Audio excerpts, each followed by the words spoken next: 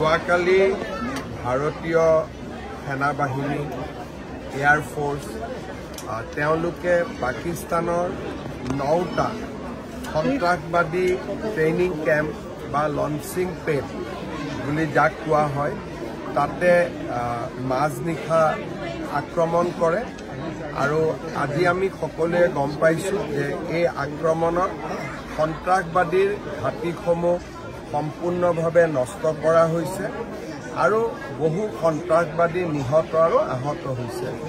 আমি ভাৰতীয় সেনা বাহিনী, ভাৰতীয় বায়ু সেনা আৰু ভাৰতীয় নৌ সেনাক অভিনন্দন জনাইছো। অহা দিনকেইটা প্ৰত্যাহ্বানমূলক হ'ব।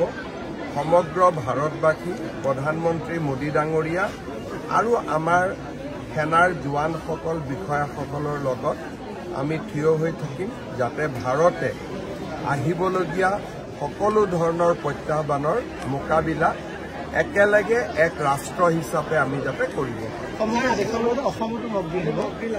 মক ড্ৰিলটো যুদ্ধৰ কৰবাত আগজাননী পালে মাজে মাজে মক ড্ৰিল কৰি থাকিব লাগে।